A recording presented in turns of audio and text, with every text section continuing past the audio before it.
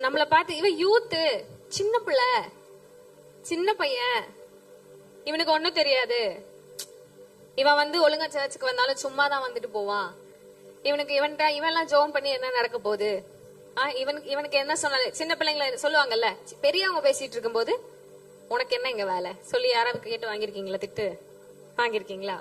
அதனால என்ன பண்ணும், நம்ம ஓவரா பேசக்கூடாது, அமைதியா இருக்கணும். பெரியவங்க பேசும்போது தலையிடக்கூடாது. அப்கோர்ஸ் வசனம் என்ன சொல்லுது தெரியுமா?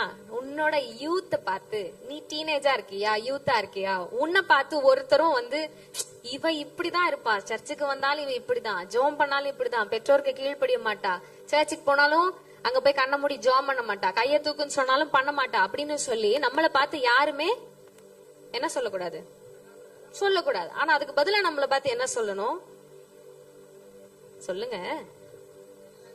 உங்களுக்கு எல்லாம் ஆசை இல்ல போல இருக்கு, எனக்கு ஆசை இருக்குப்பா. சோ என்ன பார்த்து என்ன சொல்லணும்னு நான் நினைக்கிறேன்னா, இந்த பொண்ணு இந்த வயசுலயே ஆண்டவருக்கு எவ்வளவு உண்மையா இருக்கா, இந்த பொண்ணுக்கு இவ்வளவு விசுவாசம் இருக்கா, சின்ன பொண்ணா இருக்காளே.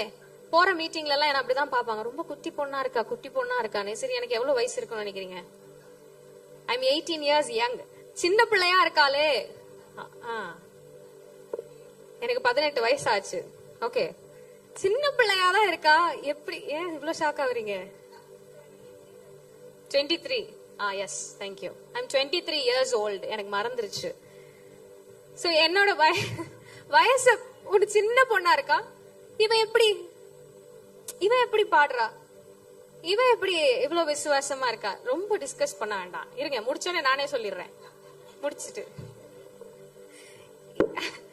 இவன் இப்படி ஆண்டவரை பத்தி சொல்றா, இவளுக்கு இவ்வளவு அன்பா ஆண்டவர் மேல.